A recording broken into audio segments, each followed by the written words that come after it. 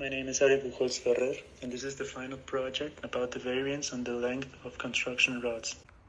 For this project, the company TIASA was contacted to get information about the process and the results of one of their products. The product the team was focused on was building rods.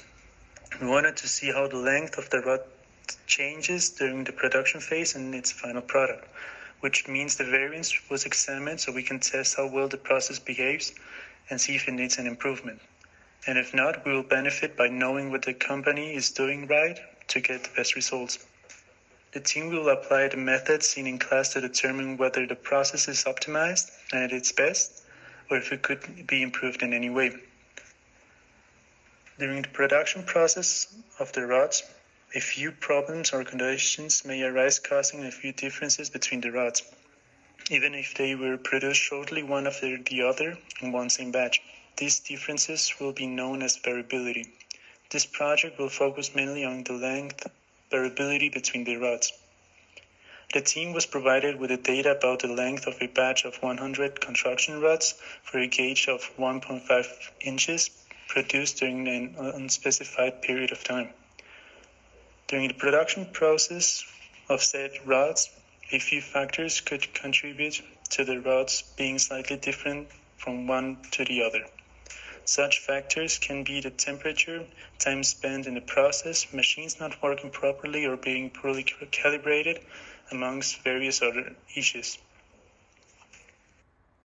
The team will use sampling distribution of the mean proportion and the variance and confidence interval tests to analyze the rods and how the length of each of them behaves within the batch.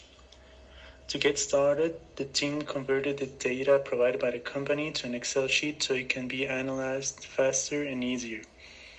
Then the data analysis was conducted to obtain the main information about the batch, such as the mean, standard deviation, range, and so on.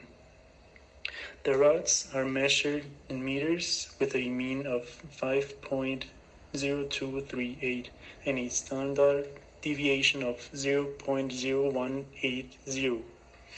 From speaking with the company, we know that their intended goal is that the rods measure 5 meters with a standard deviation of about 0.017 meters. With the information acquired from the data analysis and calculating the variance distribution using an online applet, the chi-square distribution and probabilities of the rods being larger or smaller than the intended size and its control limits were done. Using this resource, it was found that the probability of the standard deviation being between 0.012 and 0.018 was 99.5%. From this sample of 100 rods, we can also derive a 95% confidence interval for the variance in standard deviation for the general production of the rods of the company. To do this, we need the standard deviation of the sample, which is 0.0180, and the degrees of freedom, which is equals to the amount of items in the sample minus 1. So this means 0 minus 1 equals 99. With this information, we can use an online chi-square calculator to obtain said value and proceed by calculating the confidence interval. On the discussion side, even though there is not much variation in the length of the rods, there is still room for improvement. The team could appreciate in the results that the majority of the rods were longer than the expected value, with 99 rods being exactly 5 meters or longer, and only 6 being shorter.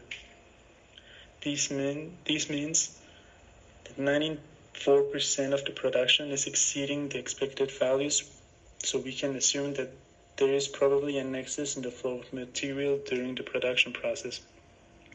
Other reasons could point to the machines not being calibrated properly to cut the rods at the right time, cutting them a bit late, letting more material through, and thus making the rods longer.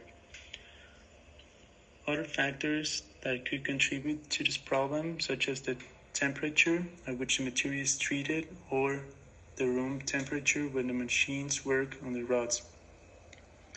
On the positive side, since the majority of the rods are being longer than expected, if the difference is really noticeable, the rod could be buffed out to get the desired results. On the other side, if the rods are shorter, then it is more difficult to fix on the end product, since the change has to be done during the production phase. To provide better results, a further, more in-depth analysis should be conducted in the factory itself to take a look at the whole process and see where the cause of some variations could be.